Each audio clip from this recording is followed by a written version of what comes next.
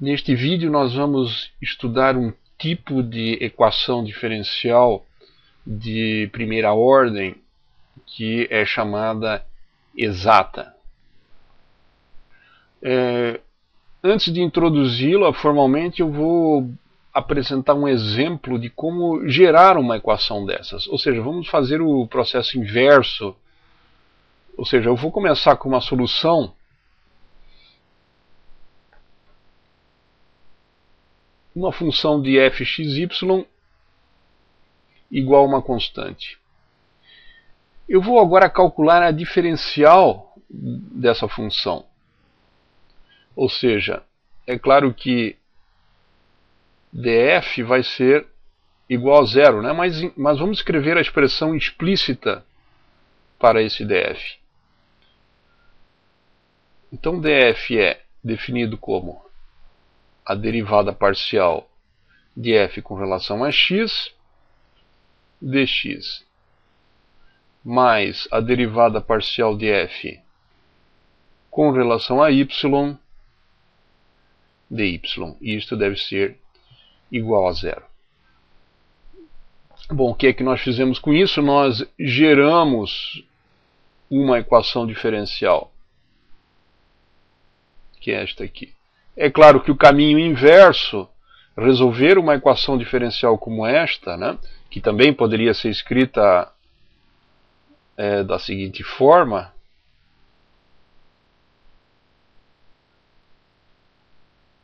Esse caminho inverso, claro que é mais complicado, né? Ou seja, descobrir quem é a função f que é uma solução para a equação diferencial é o problema que nós vamos tentar resolver. O meu objetivo aqui é simplesmente mostrar a ideia fundamental do que é uma equação exata.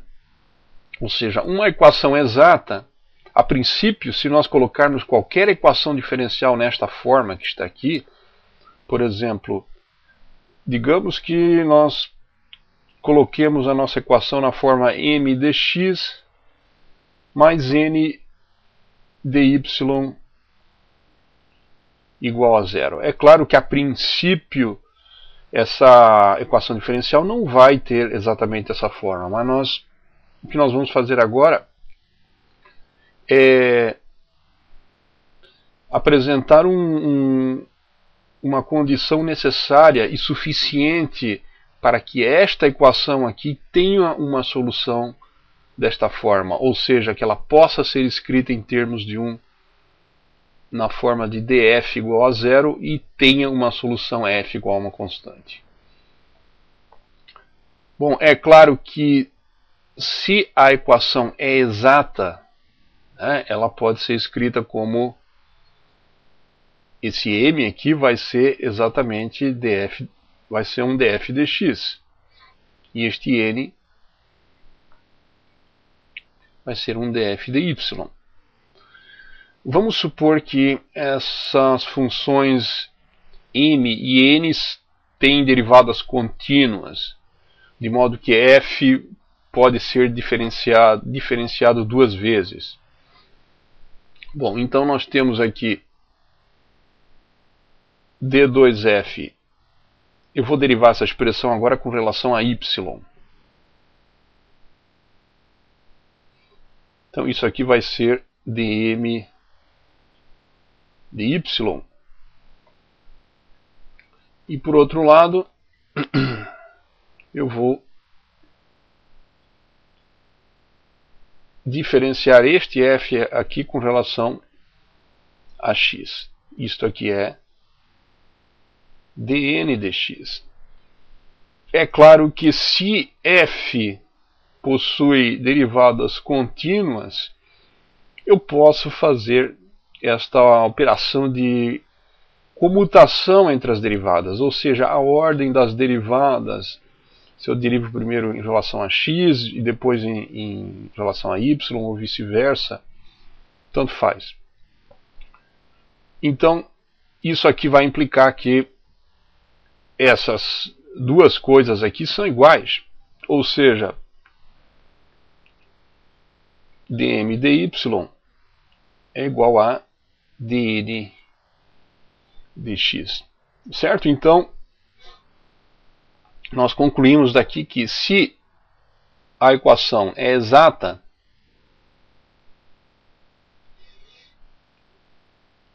então este fato aqui necessariamente ocorre.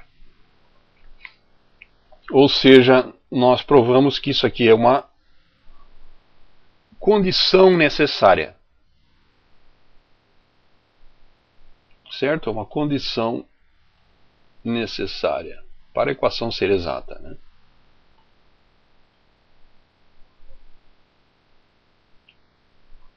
Bom, acontece que essa condição, além de ser necessária, é também suficiente. Eu não vou provar isto aqui. Eu vou simplesmente afirmar, ok? Afirmação.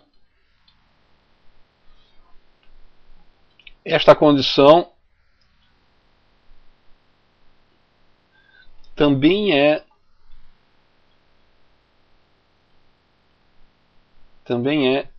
suficiente. Ou seja, além de necessária, ela é suficiente. Ou seja, se isso aqui ocorrer, a equação é exata.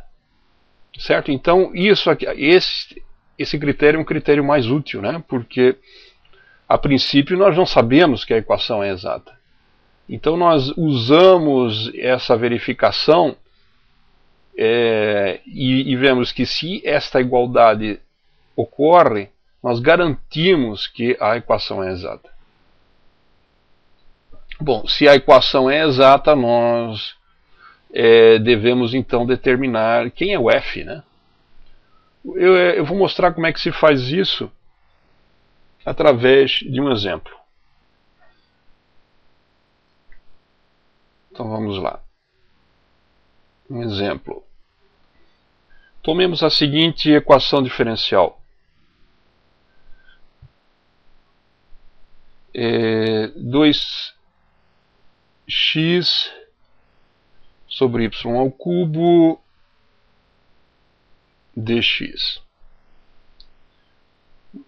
mais y ao quadrado menos 3x ao quadrado dividido por y na quarta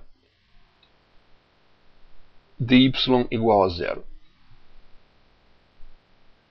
Bom, a questão aqui é resolver esta equação diferencial, né? Note que se ela for escrita na forma, se o y for considerado a variável, a função desconhecida e x a variável independente, né? Essa equação é não linear, né? E se eu fizer do modo oposto, se o x for uma função desconhecida e y uma variável independente, também, né? Ambos aparecem ao quadrado, ou seja, esta é uma equação não linear. Bom, vamos lá, vamos ver se a equação é exata. Eu vou chamar então isso aqui de m,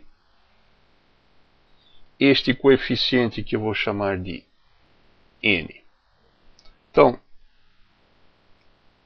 façamos o teste.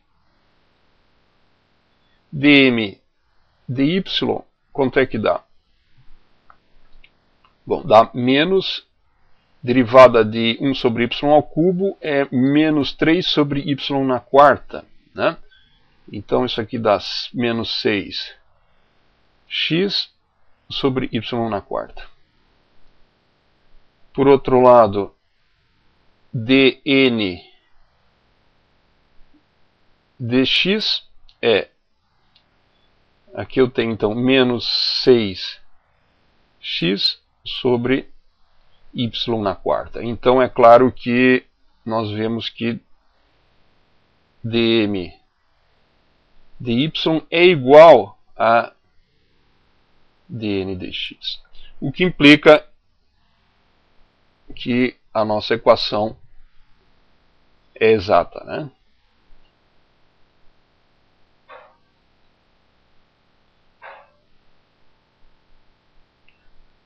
Bom, vamos agora determinar quem é f, né? Bom, essa equação então deve ser tal que, se a equação é exata, né? Ela deve poder ser escrita, deve existir um f tal que a equação toda pode ser escrita como df de x mais df de y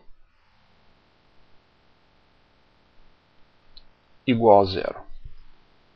Ou seja, este aqui é o nosso m e este aqui é o n. Então, vamos escrever aqui explicitamente isso. df dx é igual a m. E quem é m? M está aqui. M é 2x sobre y ao cubo. E por outro lado, df de y é igual a n. E quem é n? N está aqui, né? É y ao quadrado menos 3x ao quadrado dividido por y na quarta. Então nós temos agora que resolver estas equações que estão aqui. Qualquer uma destas duas equações pode ser escolhida para ser integrada. Tá? Eu vou chamar essa aqui equação 1 e esta aqui equação 2. Então vamos começar com a equação 1. Então nós vamos... O que nós queremos? Nós queremos uma f cuja derivada parcial com relação a x seja exatamente 2x sobre y ao cubo. Bom, o que nós fazemos é essencialmente é uma integração parcial, né, onde y é mantido constante. Eu adiciono aqui uma função de y, né? Ela, é claro, desaparece quando eu tomar a derivada de f com relação a x.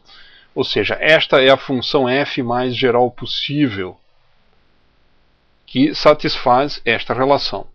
Ou seja, isso aqui vai ser então x ao quadrado sobre y ao cubo mais φ de y.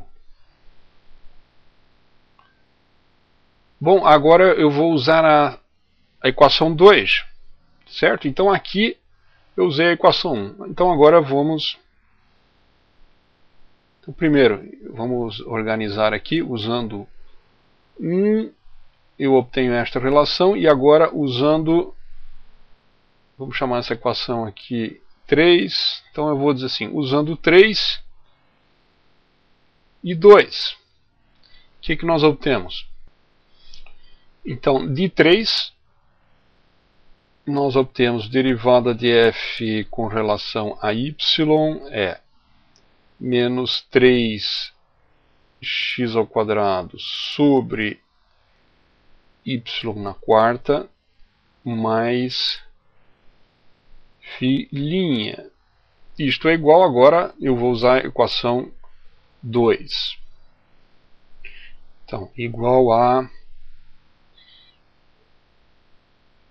y quadrado sobre y na quarta. Eu já vou escrever isso aqui como 1 sobre y2, certo? Então, 1 sobre y2 é o primeiro termo que aparece aqui. Menos 3x ao quadrado sobre y na quarta. Bom, nós vemos então que esta equação resulta no seguinte. É claro que esses dois termos aqui se cancelam, né? De modo que eu tenho φ' é igual a 1 sobre y ao quadrado. Ou seja, o nosso φ é igual a menos 1 sobre y. A função f dada por 3 fica agora bem determinada. Ou seja, f é igual a x ao quadrado sobre y ao cubo menos 1 sobre y, que é o φ que nós acabamos de determinar, que por construção deve ser igual a uma constante arbitrária. Esta aqui, então, é a solução para o nosso problema. Bom, não poderíamos afirmar que esta é de fato uma solução geral, talvez seja, mas nós não garantimos isso, né? Porque nós temos uma equação original que é não linear. Com equações não lineares nós devemos tomar um certo cuidado. Né? Não é porque nós obtivemos uma solução que envolve uma constante arbitrária é que nós podemos chamar esta solução de geral. Né? Podem sempre haver soluções escondidas no caso de equações diferenciais não lineares.